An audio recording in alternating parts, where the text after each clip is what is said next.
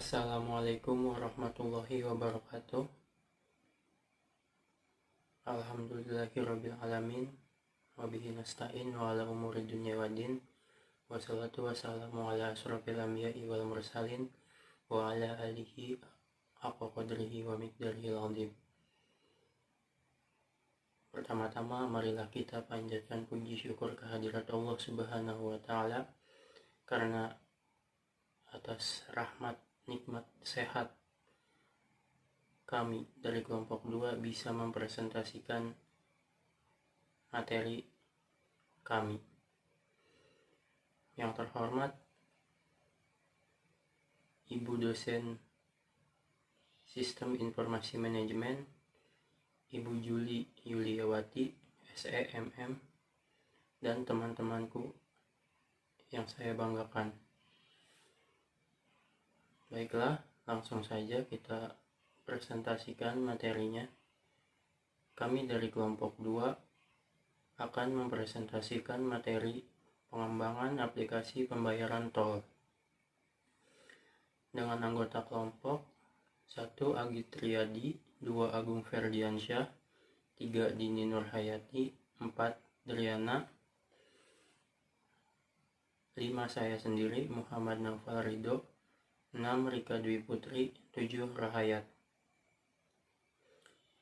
Langsung saja, yang pertama akan dipresentasikan oleh Rahayat, yang kedua akan dipresentasikan oleh Agit Riyadi, yang ketiga akan dipresentasikan oleh Rika Dwi Putri, yang keempat akan dipresentasikan oleh Driana, yang kelima akan dipresentasikan oleh Dini Nurhayati, yang keenam seharusnya dipresentasikan oleh Agung Ferdiansyah, namun Agung tengah menjalani perawatan di rumah sakit, jadi tidak bisa digantikan oleh saya. Yang ketujuh oleh saya sendiri Muhammad Naufal Ridho. Baiklah, langsung saja kita ke materinya. Assalamualaikum warahmatullahi wabarakatuh. Perkenalkan, nama saya Rahayat. Di sini saya akan mempresentasikan tentang pengertian jasa marga Persero atau TBK. Sebuah badan usaha milik negara Indonesia yang bergerak di bidang pengusaha jalan tol. Perusahaan ini dibentuk pada tanggal 1 Maret 1978, tidak lama setelah jalan tol yang menghubungkan Jakarta dengan Bogor selesai dibangun. Hingga akhirnya tahun 2020, perusahaan ini memegang hak konsesi atas 34 ruas jalan tol sepanjang 1.603 km di Indonesia yang pengoperasiannya dibagi ke dalam 3 kantor regional. Selanjutnya di sini ada sejarah jasa marga. Perusahaan ini memulai sejarahnya pada tanggal 1 Maret 1978 dengan nama PT Jasa Marga. Pada tahun 1981, perusahaan ini ditetapkan menjadi Persero dan namanya pun diubah menjadi PT Jasa Marga Persero. Pada awalnya, selain menjadi operator jalan tol, perusahaan ini juga berperan sebagai otoritas jalan tol di Indonesia. Hingga tahun 1987, perusahaan ini adalah satu-satunya penyelenggara jalan tol di Indonesia. Perusahaan ini pun mengoperasikan jalan tol pertama di Indonesia, yakni Jalan Tol Jagorawi, Jakarta, Bogor, Ciawi mulai tahun 1978. Pada dekade 1990-an, perusahaan ini lebih banyak berperan sebagai otoritas yang memfasilitasi investor-investor swasta dalam mengusahakan jalan tol. Namun, sebagai besar investor gagal mewujudkan jalan tolnya, sehingga akhirnya diambil alih oleh perusahaan ini. Antara lain, Jalan Tol Lingkar Luar Jakarta dan Jalan Tol Cipularang. Pada tahun 2004, setelah dibentuknya Badan Pengatur Jalan Tol, perusahaan ini tidak lagi berperan sebagai otoritas jalan tol di Indonesia, dan kewenangan penetapan tarif jalan tol juga diserahkan ke Kementerian Pekerjaan Umum pada tanggal 12 November 2007. Perusahaan ini resmi memulai di Bursa Efek Indonesia. Pada tahun 2017, Jasa Marga mulai mewajibkan pembayaran tol dengan menggunakan uang elektronik untuk mengurangi durasi pembayaran dan antrian di gerbang tol pada tahun 2019. Perusahaan ini juga memulai menguji coba sistem pembayaran nirhenti untuk makin mempersingkat durasi pembayaran di gerbang tol. Pada tahun 2018, perusahaan ini mulai mengembangkan bisnis non-tol, terutama untuk mengoptimalkan asetnya, baik secara mandiri maupun bekerja sama dengan mitra strategi. Assalamualaikum warahmatullahi wabarakatuh. Perkenalkan, nama saya Gitri Hadi. Di sini saya akan melanjutkan mengenai pengelolaan jalan tol. Yang pertama, di daerah Sumatera Utara ada jalan tol Medan Kuala Namu tebing tinggi, dan ada jalan tol Belawan atau Medan Tanjung Morapa. Kemudian yang kedua, di daerah Jabodetabek ada jalan tol Jagorawi, kemudian jalan tol Ulu Jami Serpong yang meliputi ruas Ulu Jami sampai Pondok Ranji, kemudian jalan tol lingkar dalam kota Jakarta yang meliputi ruas Cawang sampai Tomang Fluid, kemudian jalan tol Profesor Dr. Sudiatmo, kemudian jalan tol lingkar luar Jakarta 2 yang meliputi ruas Benda, Kunciaran, ruas Jombang, Cinere, Pasir Pertama, kemudian jalan tol Jakarta Tangerang, kemudian jalan tol Jakarta Cikampek yang meliputi ruas Cawang sampai Cikarang Pusat, kemudian jalan layang Syekh Mohammed bin Zayed yang meliputi ruas Cikunir sampai Cikarang Pusat, kemudian jalan tol lingkar luar Bogor, kemudian jalan tol lingkar luar Jakarta yang meliputi ruas Dukuh Cilincing, Ulu Jami sampai Kembangan.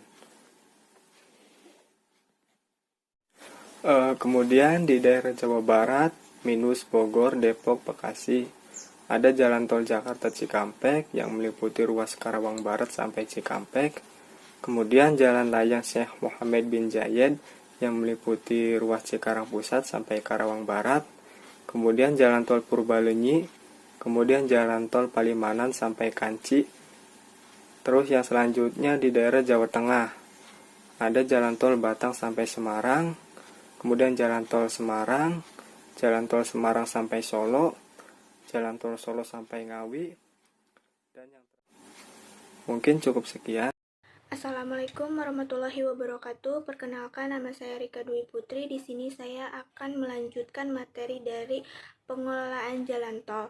Di sini ada Jawa Timur, kemudian tol Ngawi, Kertosono, jalan tol Surabaya ke Mojokerto, jalan tol Surabaya ke Gempol, kemudian jalan tol Gempol ke Pandaan, lalu jalan tol Pandaan ke Malang, jalan tol Gempol ke Pasuruan. Selanjutnya ada Bali, jalan tol Bali Mandara Kalimantan Timur, lalu jalan tol Balikpapan Samarinda. Kemudian dari Sulawesi Utara itu ada jalan tol Manado ke Belitung. Di sini juga ada anak usaha, yaitu Jasa Marga. Sebagai perusahaan penyedia jasa jalan tol terbesar di Indonesia, memiliki sejumlah anak usaha. Untuk mendukung jalannya bisnis inti perusahaan yang terbagi menjadi dua kelompok, yaitu ada usaha jalan tol dan juga ada usaha bukan jalan tol. Assalamualaikum warahmatullahi wabarakatuh. Saya akan melanjutkan materi dari Rika Dwi Putri, slide 10 sampai dengan 13. Langsung saja, usaha jalan tol PT Jasa Marga Sarana Jabar, PT Jasa Marga Lingkar Jakarta, PT Cinere Serpong Jaya, PT Marga Trans Nusantara, PT Jasa Marga Kumparan Cengkareng, PT Jasa Marga Japek Selatan, PT Jasa Marga Jalan Layang Cikampek, PT Jasa Marga Surabaya Mojokerto, PT Jasa Marga Jakarta. Untuk ke materi selanjutnya, rencana bisnis. Sekretariat Jasa Marga mengusulkan kepada pemerintah Indonesia untuk membangun proyek jalan tol Jakarta Cikampek, Elevated dan jalan tol Jakarta Cikampek 2 Selatan. Proyek diusulkan karena volume kendaraan sudah melebihi kapasitas jalan. Gubernur Jawa Timur meminta biaya jembatan Suramadu digratiskan oleh Jasa Marga agar biaya angkutan kendaraan dapat dipangkas dan mendongkrak pertumbuhan ekonomi wilayah Madura. Sistem e-tol dengan melibatkan 4 bank, yaitu BRI, BNI, BTN, Mandiri, yang telah diresmikan Menteri Badan Usaha Milik Negara pada Agustus 2012 akan dideklarasikan oleh Jasa Marga akhir Januari 2016 di Jalan Tol Linggarluar Jakarta. Diharapkan penambahan jumlah bank akan meningkatkan penetrasan penggunaan e-tol hingga 50%, sedangkan untuk penggeseran di Jalan Tol Lingkar Dalam Kota Jakarta diperkirakan terlaksana pada April 2016. Ke materi selanjutnya, sistem aplikasi pembayaran. Transaksi non-tunai sudah diharapkan di jalan tol sejak tahun 2017, sedang menggunakan uang elektronik e-tol money sejak diberitahukan transaksi non-tunai tersebut. Sistem transaksi jalan tol di Indonesia terbagi menjadi dua, yaitu terbuka dan tertutup. Sistem transaksi pembayaran non-tunai pada jalan tol merupakan bagian dari gerakan nasional non-tunai yang disepakati oleh Bank Indonesia dan Kementerian PUPR pada tanggal 31 Mei 2017. Penerapan transaksi dan efisiensi transaksi di jalan tol.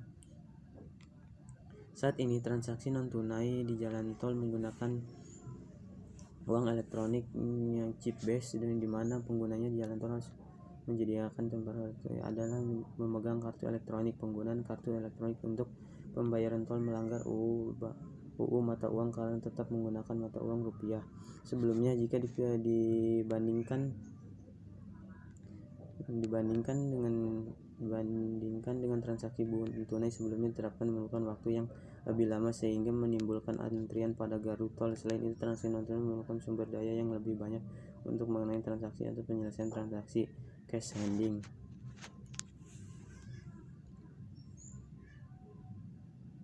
Sistem transaksi terbuka. Pada sistem transaksi terbuka, pengendara hanya membayar tol pada saat pertama kali masuk melalui gardu tol. Pembayaran tersebut juga termasuk pembuka palang di gerbang tol. Ketika ingin keluar, tinggal keluar saja dan sudah tidak perlu membayar ataupun menempelkan kartu uang elektronik atau e-money.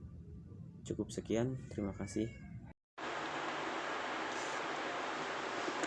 Sistem transaksi tertutup.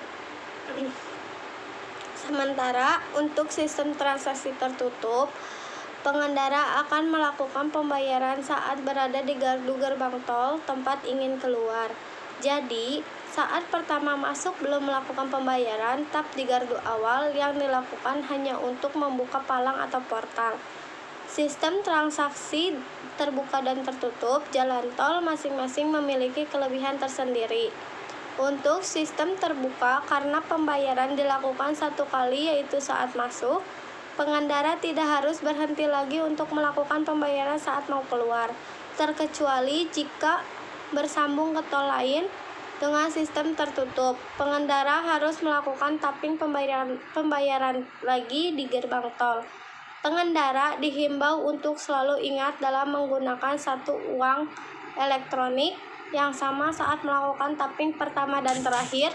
Pastikan saldo uang elektronik atau e-tol mencukupi agar tidak terjadi masalah di tengah-tengah perjalanan, yakni saat melakukan tapping pembayaran di gardu gerbang tol.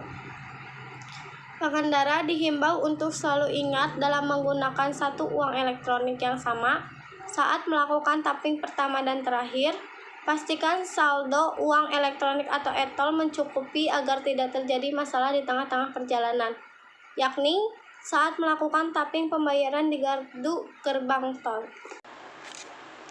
Mengenal sistem pembayaran tol tanpa henti atau MLFF. Kemacetan menjadi salah satu permasalahan di sektor transportasi, termasuk kemacetan yang terjadi di jalan tol. Kemacetan tersebut terjadi karena adanya antrian pada saat memasuki dan keluar dari area pintu jalan tol.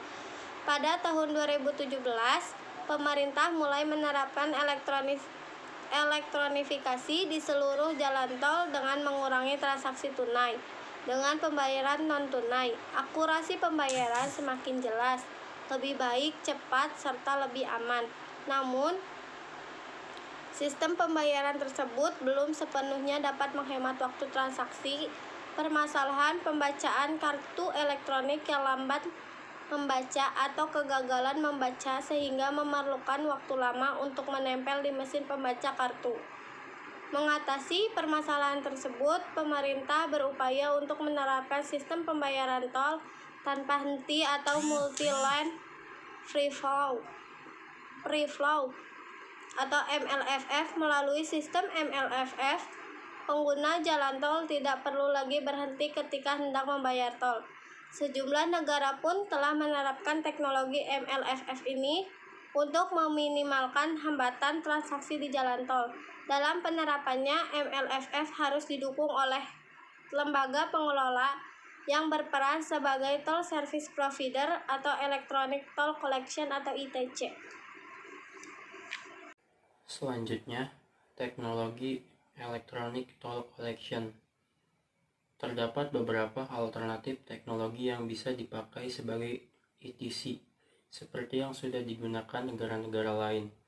Antara lain, Dedicated Short Range Communication atau DSRC merupakan alat untuk menggunakan radio frekuensi 5.8 Hz sehingga pengguna perlu membeli onboard unit atau OBU yang menyimpan data identitas dan informasi lain dengan tingkat keadaan 99,95%.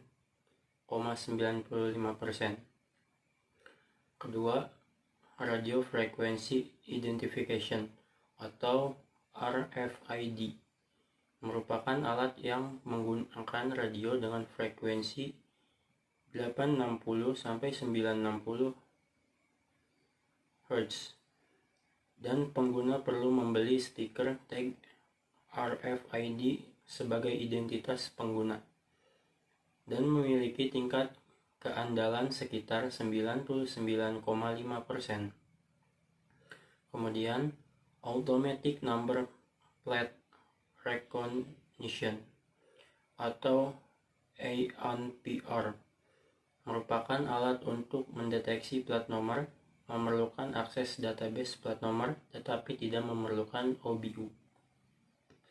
Selanjutnya, Global Navigation Satellite System atau GNSS merupakan OBU untuk melacak posisi pengguna dan tarif dikenakan berdasarkan lokasi pengguna.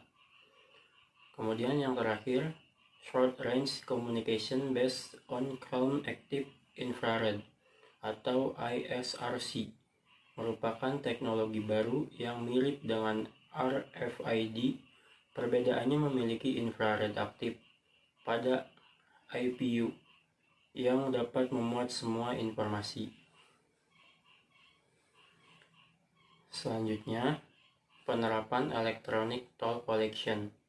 Kebijakan dalam pemilihan teknologi ITC pada penerapan MLFF di Indonesia sangat berpengaruh pada keterbatasan sumber daya dan infrastruktur, psikologi masyarakat, dan faktor sosial ekonomi lainnya. Berdasar hal tersebut, Badan Penelitian dan Pengembangan Perhubungan melalui Pusat Penelitian dan Pengembangan Transportasi Antarmoda melakukan penelitian dan studi terkait pemilihan teknologi dalam penerapan Electronic Toll Collection yang sesuai dengan kriteria dan faktor-faktor yang ada di Indonesia. Terdapat beberapa kriteria yang sudah ditetapkan seperti biaya, kendala, atau keakurasian, dampak lingkungan, fleksibilitas, kecepatan data, penerimaan, pelaksanaan, kesiapan teknologi, kemudahan pengguna, dan kompleksitas sistem. Dari beberapa indikator kriteria tersebut terdapat 3 kriteria prioritas atau yang diutamakan dalam pemilihan teknologi ITC adalah tingkat penerimaan, keandalan, dan kemudahan penggunaan. Dari masing-masing teknologi yang ada tentunya memiliki kekurangan dan kelebihan yang berbeda. Berdasarkan hasil penelitian yang dilakukan, Balitbanghub menunjukkan bahwa rentang pendek digital berbasis microwave sistem komunikasi atau DSRC lebih disukai dan diyakini menjadi berpotensi. karena kesederhanaan operasi, potensi untuk mendukung layanan tambahan untuk pengguna kendaraan, dan yang paling penting, karena mudah bagi pengguna memahaminya. Tapi akan berbeda cerita jika saldo yang terkandung di e-tol tidak cukup untuk bayar tol. Bisa-bisa terjadi penumpukan kendaraan karena transaksinya terhambat. Sudah di-tapping berkali-kali, palang tak terangkat karena saldo untuk bayar tol tak mencukupi. Selanjutnya, solusi bayar tol tapi saldo e-tol kurang. Solusi bayar tol tapi saldo e-tol kurang sebagai berikut. Yang pertama, bila dihadapkan kondisi tersebut, Corporate Communication and Community Development Group Head PT Jasa Marga Persero Dwi Mawan Heru menerangkan, pengemudi tak perlu risau atau pinjam ke mobil di belakang. Jalan keluarnya bisa minta bantuan tombol darurat, biasa disematkan di gardu tol otomatis. Kemudian petugas customer service akan memberikan pertolongan kepada pengguna yang saldonya kurang dengan meminggirkan kendaraan terlebih dahulu supaya tidak mengganggu transaksi. Kemudian langkah selanjutnya, petugas akan membuat laporan kepada atasan untuk kemudian dibantu proses penambahan saldo e-tol. Caranya via mesin EDC menggunakan kartu debit atau pembayaran tunai, dikenakan biaya administrasi. Di beberapa gerbang tol tertentu itu mengantisipasi kejadian khusus agar bisa tetap mempertahankan standar pelayanan minimal waktu transaksi.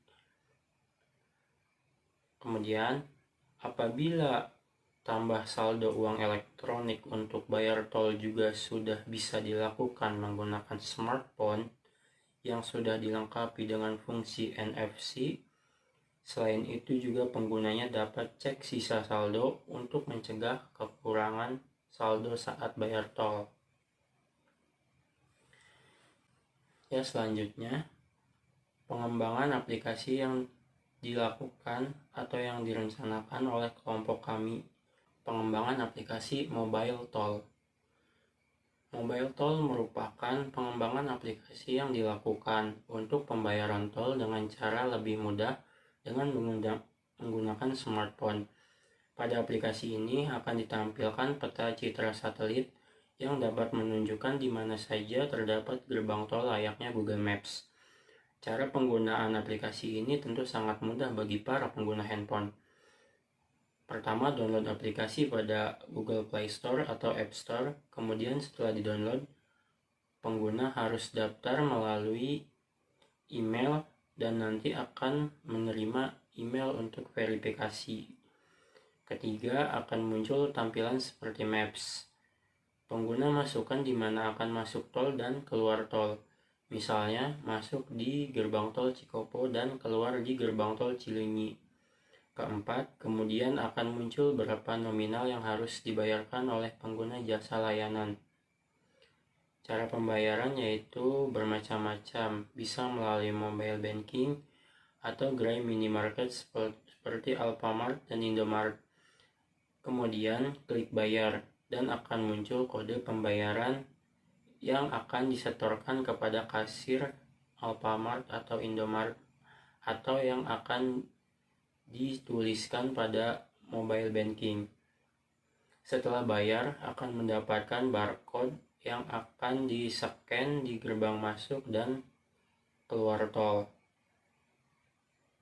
sehingga pengguna tidak perlu khawatir lagi jika saldo e-tolnya habis, karena sudah dibayarkan sebelum masuk tol lewat aplikasi mobile toll. Dampak positif dari mobile toll ini, tidak akan ada kemacetan yang disebabkan oleh kehabisan saldo e-money ketika transaksi, jadi pengguna tidak perlu khawatir lagi. Kekurangannya yaitu mungkin akan memakan biaya yang cukup besar untuk membuat aplikasi ini dan sistem ini yang akan diterapkan di setiap gerbang tol, dan juga akan membutuhkan waktu lama untuk merencanakan dan membangun aplikasi ini. Sekian dari kelompok kami, kurang lebihnya mohon maaf. Wassalamualaikum warahmatullahi wabarakatuh.